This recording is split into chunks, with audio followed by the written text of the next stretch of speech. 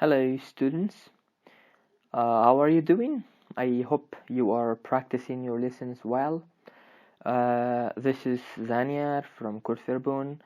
Uh, I teach grammar level 3, and this is lesson number 6 in our series of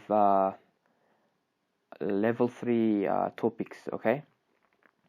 Today we'll be talking about a couple of indicators in the English language, which help us distinguish between the tenses of a sentence and which are also very, very useful and commonly used on a daily basis in the English language. They are very familiar to you, but most people make mistakes. So I'm here to help you make fewer mistakes, hopefully, about those indicators. The first one is the word still, okay? Still. The word still is one of the words you hear a lot in the English language, and you still have problems understanding it. I don't know why. So let me describe it first and give you its definition. It is used to show something, to show that something continued up to a time in the present, the past, or the future. So as you can see, it doesn't really help you understand whether the word is past, present, or future. It is used in all of them, okay? It is used in the past, the present, the future. So it doesn't really tell you which one it is, but it gives you content about the sentence itself. So it tells you that something happened in a duration of time up to a specific point, right? So we use it in front of the main verb always, okay? So in front of the main verb. So when you use it in a sentence, you find your verb first, then it's always right before your verb, okay? So I've given you 2 examples here. The retired player still enjoys playing football, right? This is my verb. This is my verb right here, right? Better color probably. No, I don't like red. Well, not that color either. No, just go with red. Okay, so this is my verb, right? This is the verb of my sentence, the verb enjoy. So still comes right in front of the main verb, right? So this is my main verb of the sentence, and still is right before it. But what does this sentence mean? The retired player still enjoys playing, football. So it tells me that this player is retired, okay? He has stopped playing football. It's in the past, so he stopped playing football, but he still enjoyed playing to a specific point for a period of time until our speaker tells us about it. He enjoyed playing, so still means that in that case. So my second example, Federer is injured, but he will still play, right? This is in the future. So I'm telling you that this player is injured, right? He's injured, he's sick somehow, and he shouldn't be playing, but he will play, right? He will still play. But this sentence tells us that we're not really sure if he will play. Up to this point, we believe that he will play, or he believes that he will play, but we're not sure. But the content of our sentence tells us that this thing continues up to a specific time. So the specific time is right now, right? We believe in the future this player will play, so still, right? Still play. And as you can see, we have a verb. This is the main verb of our sentence, right? In this sentence, he will play, right? And still comes right before it, so it's very important to understand that part. But if we don't have a main verb, well, we always do, but if the main verb we have in a sentence is the verb be, right? Is, are, was, were, right? These verbs, then still comes right after the main verb in this case, okay? If the main verb is the verb be, okay? If it is the verb be, all right? So let's look at a couple of examples here. So her face is still beautiful. Her face is still beautiful, right? So my main verb in this sentence is a be verb, right? And it is a verb is, okay? So because it's a verb is, still comes right after the verb, okay? Right after the verb. That is the best play you can put it in, okay? So what does this sentence mean? Her face is still beautiful.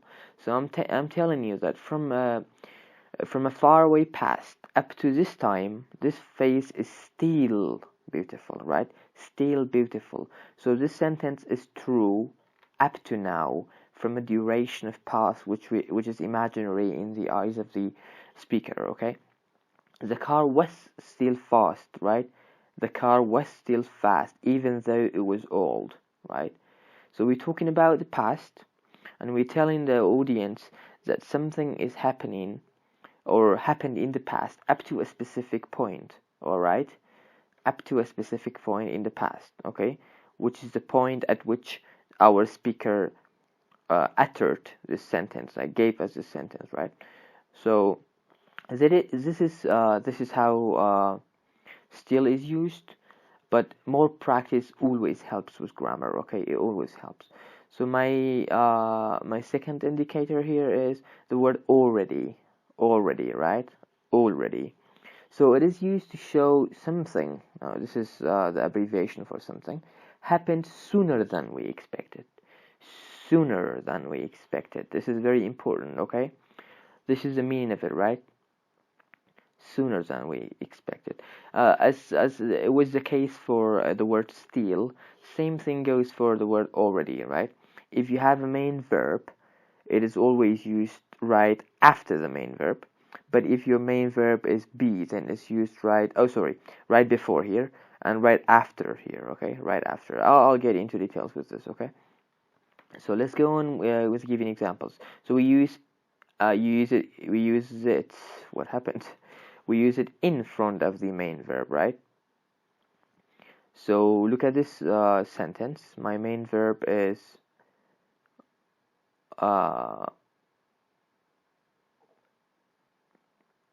answer, right? My main verb is answer. So I use it right before or in front of the verb answer, right? I have already answered all the exam questions. So it looks as if our speaker wants to tell us that he actually finished before some other people or some specific time he had in mind. He expected to finish later than now, but he finished sooner, right? He finished sooner. That's why it's important. He finished sooner than he expected or she expected. Well, it's I in this case. It was early, but they were already sleeping, right? So the content is very clear here. It was early, right? It was very early, but they were already sleeping, so we expected them to stay a little bit longer probably. So for example, it's 9 o'clock, they're sleeping, but you expected them to sleep at 11 o'clock or 10 o'clock. It is surprising to you a little bit, okay? Depending on the situation usually. And we use it after the main verb be. If we have the main verb be as our main verb, the main verb is, are, and was and were, okay? Messi played for 10 minutes, but was already tired, right? Already tired. So probably we don't expect Messi to be tired in 10 minutes. So it is out of our expectations. He was already tired, right? So my main verb, I'm sorry, I apologize about this one. So my main verb here is a verb was, right? It is a verb was in this case because I don't have any other main verbs in this sentence, but was, right? But Messi was already tired. This is my sentence.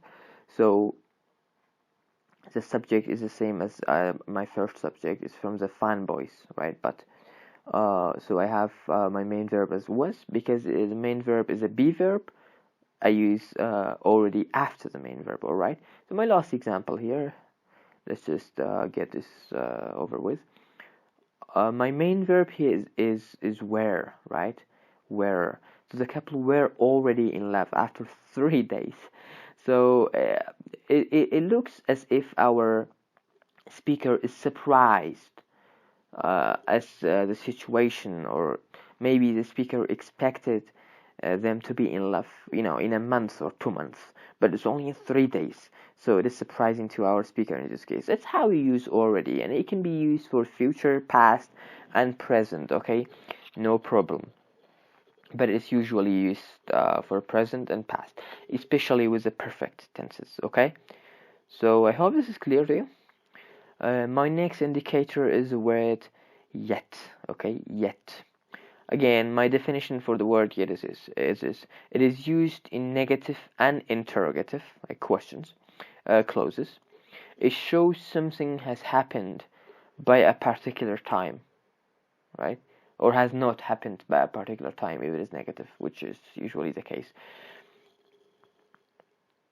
It is used with past, present, and future perfect, okay? So it is usually used with the perfect tenses, okay?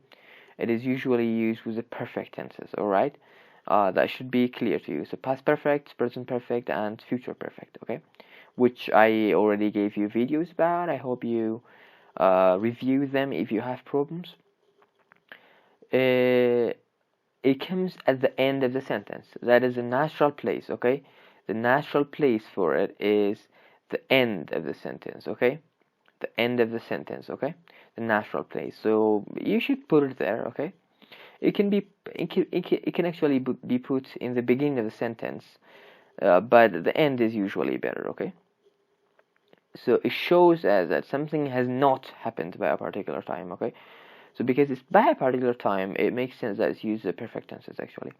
So it was late, but they had not arrived yet, right?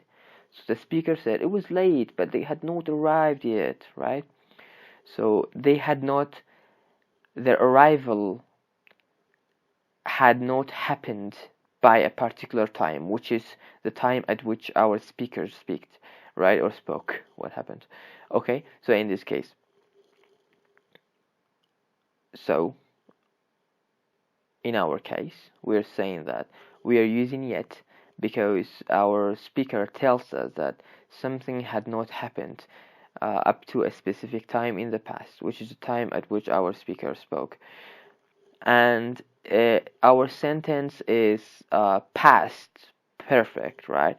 It's past perfect. So it is used in the criteria I gave you already. So have you fixed the car yet? This one is not negative, it's the interrogative form question, right? So have you fixed the car yet? So the speaker asks if something has happened yet, right, in the past. So he uses yet in the end of the sentence, right? She will not have sent the email yet. She will not have sent the email. This is future perfect. Something in the future, before another thing happened. I've already given you a video about this one as well. So yet is used in the end of the sentence. It tells us that something will not have happened in the future before another thing, okay? So this comparison, my last slide here, is a comparison between since and for. I have already given you videos about this, and yet you have problems. You still need to practice. So I'll give you content about this. They're very easy. I haven't given you sentences, but I already talked about this in my present, past, and future perfect videos.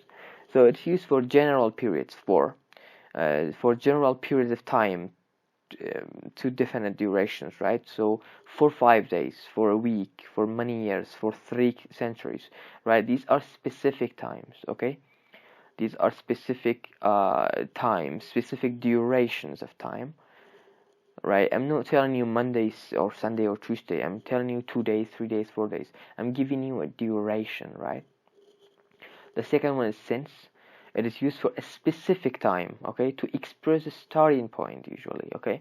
So since Wednesday, since 1991, since the Second World War, since the day we met, right? All of these sentences give you a specific time and tell you about a specific duration, a specific starting point of time, okay? So this difference I've already talked about again, but I just wanted to actually combine them with yet, already, and still to you, okay?